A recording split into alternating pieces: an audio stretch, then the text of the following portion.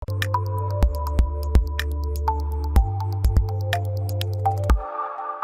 Students, हमारे YouTube के e learning channel में आपका स्वागत है। और हम आज के वीडियो में करेंगे 10th क्लास का 5वां चैप्टर अर्थमेटिक प्रोग्रेशंस। इसके कुछ क्वेश्चंस हमने पिछले वीडियो में किए थे। 5.2 एक्सरसाइज में 13 तक क्वेश्चंस हम करवा चुके हैं लास्ट वीडियो में। अगर आपने नहीं देखे हैं तो हमारी पिछली वीडियो में जाकर उसको देख सकते हैं। 14 क्वेश्चन से आगे आज की वीडियो में हम क्वेश्चंस करेंगे। तो क्वेश्चन नंबर 14 है हमारा, देखिए, how many multiples of 4 lies between 10 to 250। 10 से 250 के बीच में 4 के मल्टीपल कितने हैं? तो देखो 10 से 250 तक, अब नंबर जो होगा 10 to 250, तो क्योंकि ये छोटी डिजिट है हम वैसे ही पता कर लेते हैं कि पहली डिजिट क्या आएगी। जो अगर हम 10 को डिवाइड करेंगे 4 से, 2 पर 8 आ गया, ये 2 बचा, तो 4 में से 2 माइनस करके 2 और उसको 10 में ऐड कर देंगे तो 12।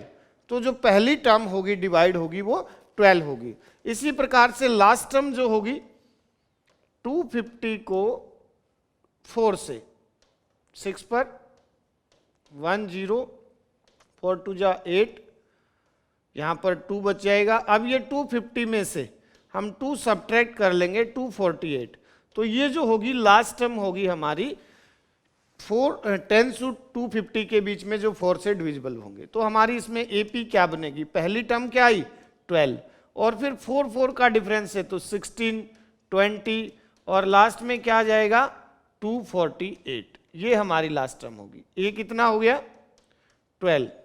डी कितना हो जाएगा?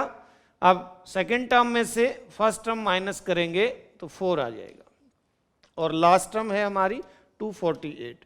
तो लास्ट टर्म को हम nth टर्म मान लेते हैं, a n 248 a plus n minus 1 into d. A की वैल्यू डी है 4, 4 से करो,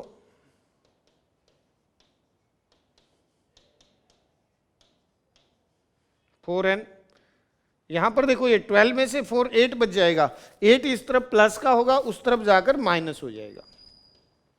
248 माइनस 8, ये हम साइड में कर लेते हैं इसको। 4n इक्वल 240, तो n इक्वल 240 बाई 4 60, तो n इक्वल 60। तो टोटल टर्म कितनी होंगी? 60 होंगी। तो जो है 10 से 250 के बीच में 4 से डिविजिबल कुल 60 टर्म होगी। यही क्वेश्चन था हमारा। नेक्स्ट क्वेश्चन,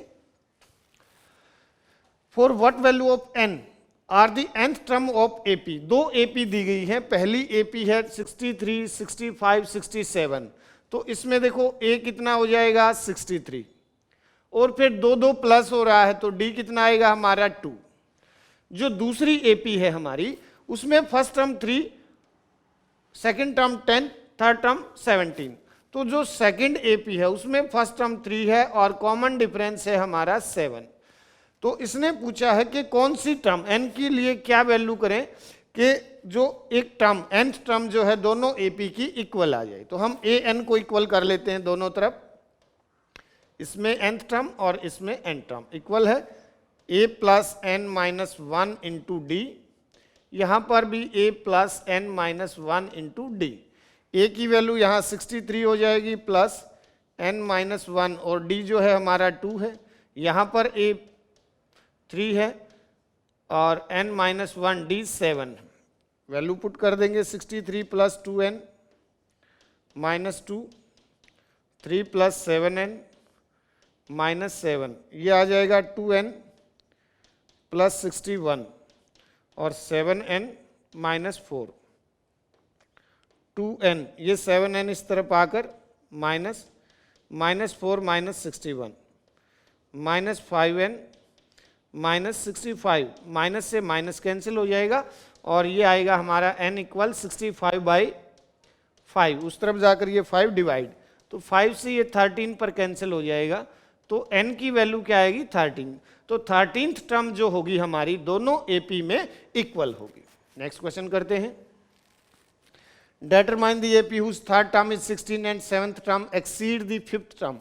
अब देखो इसमें थर्ड टर्म A3 इस प्रकार से लिख लेंगे हम 16 है, और सेवेंथ टर्म A7 जो है वो फिफ्थ टर्म से कितनी ज्यादा है, 12 ज्यादा।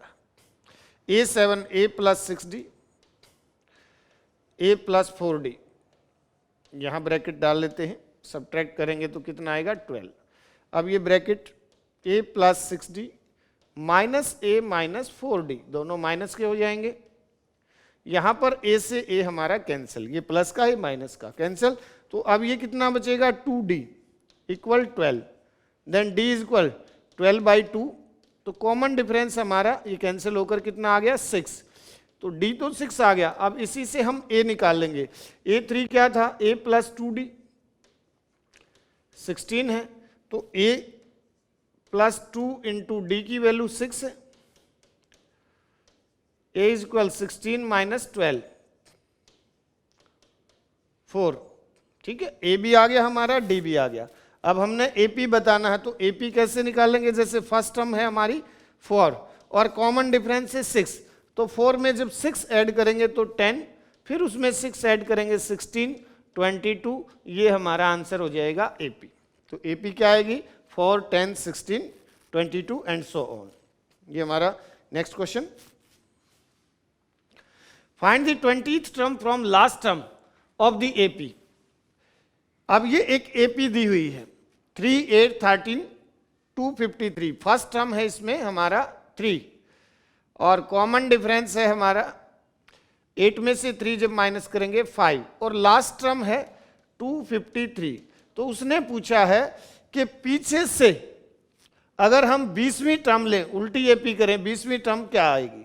तो इसके दो तरीके हैं, या तो हम AP का पलट लेते हैं या फिर हम पहले ये निकाल लेते हैं ये कौन सी टर्म है और उसमें से 19 सब्ट्रैक्ट कर लेंगे, 19 इस तरफ बचेंगे, 20th टर्म आ जाएगी वो।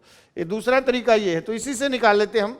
तो AN कर लेते हैं, देख लेते हैं कुल कितनी टर्म्स है। लास्ट टर्म होगी A plus N minus 1 into D, A की वैल्यू है 3 और D की वैल्यू 5,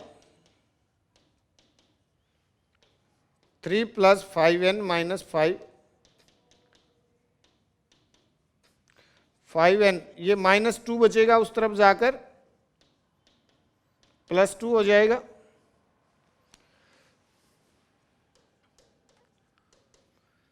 (255)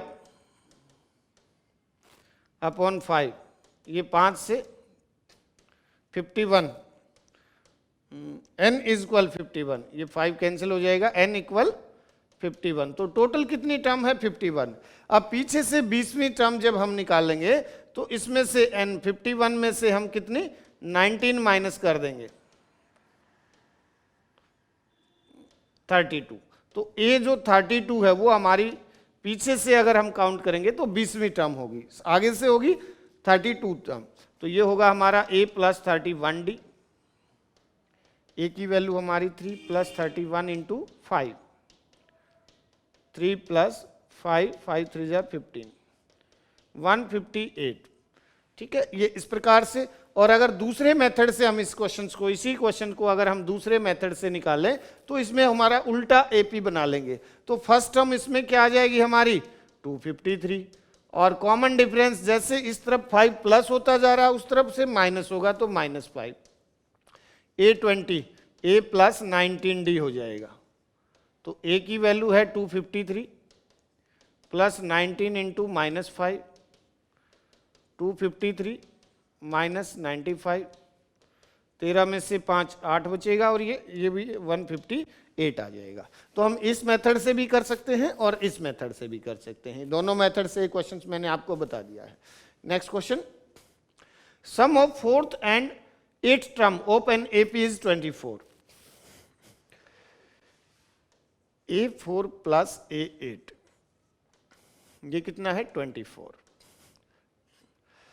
और 6th and 10th term A6 plus A10, ये कितना हमारा 44।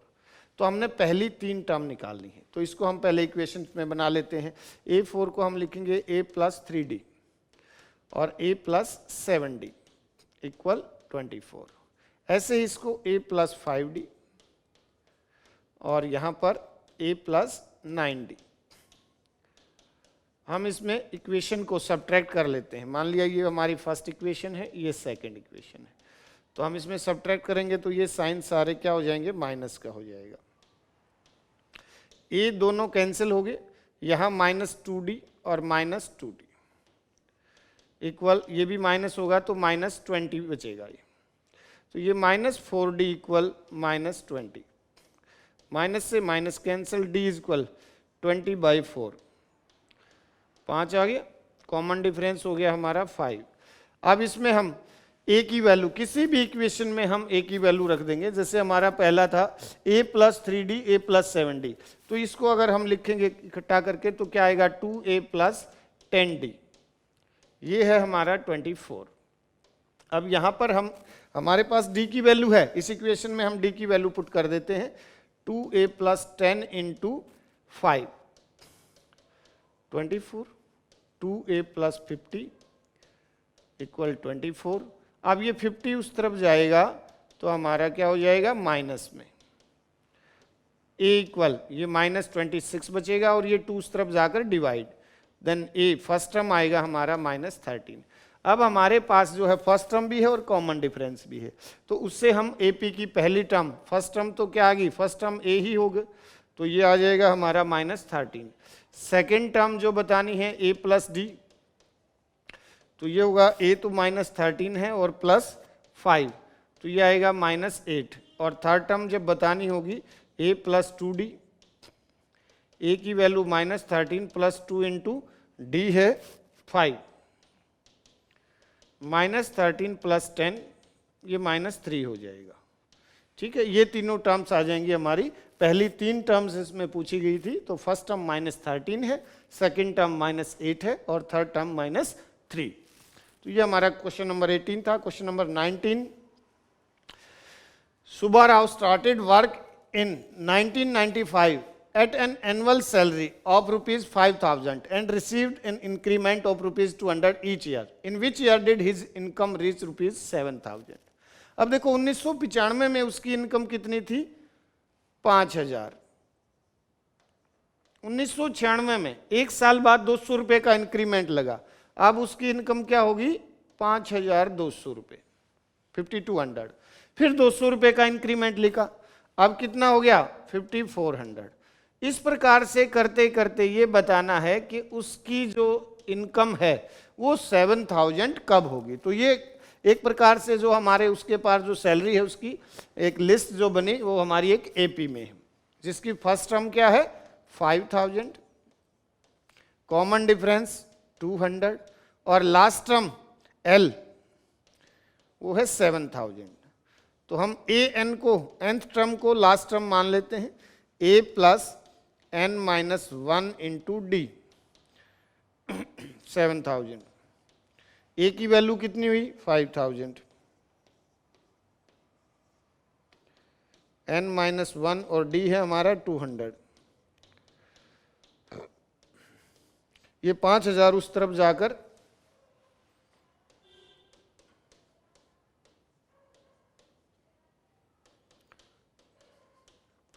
-5,000, n - 1, ये 2,000 बचेगा और ये 200 उस तरफ जाकर डिवाइड हो जाएगा 10 पर, n - 1 × 10, n equal 10 + 1, n equal 11। तो 11वें वर्ष में आफ्टर 10 ईयर 11th ईयर 11वें वर्ष में जो उसकी सैलरी कितनी हो जाएगी, 7,000। तो 1995 के बाद 10 साल बाद कब हुआ, सो इन 2005 his salary becomes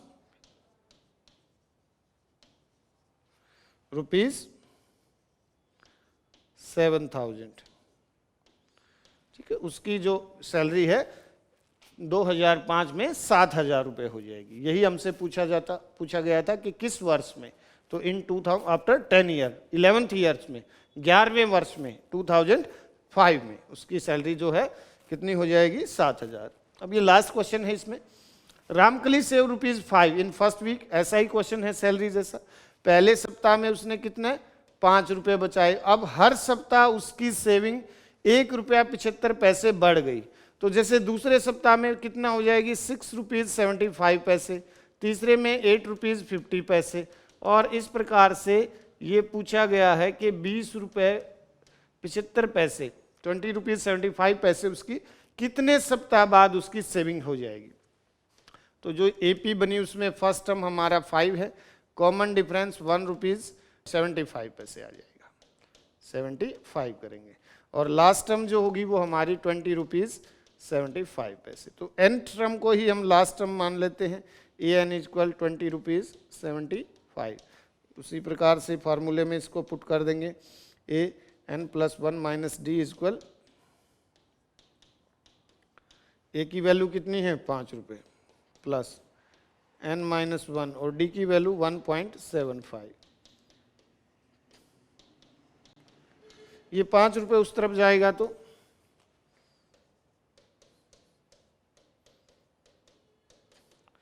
₹20.75 में से 5 रुपये घटाएंगे,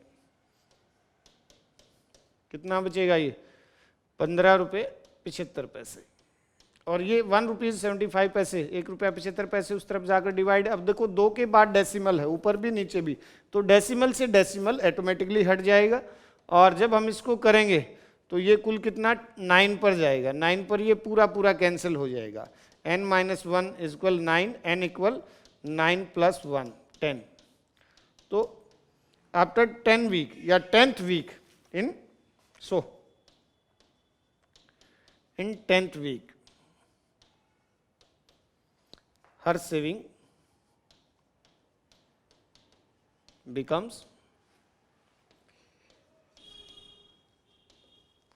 ₹20.75। ठीक है, तो ये हमारा जो थी इसमें एक्सरसाइज 5.2 थी, इसमें 20 ही क्वेश्चन थे जो हमने सभी क्वेश्चंस हमारी 2 वीडियो में आ गए हैं। अगली एक्सरसाइज में हमें सम निकालना है एपी के, अभी तक तो हमें टर्म निकालनी थी। नेक्स्ट एक्सरसाइज में हम इस एपी का कितनी टर्म्स का सम कैसे निकालेंगे वो हम नेक्स्ट वीडियो में कराएंगे। तब तक इनको आप देखें और प्रैक्टिस करें। Thank you.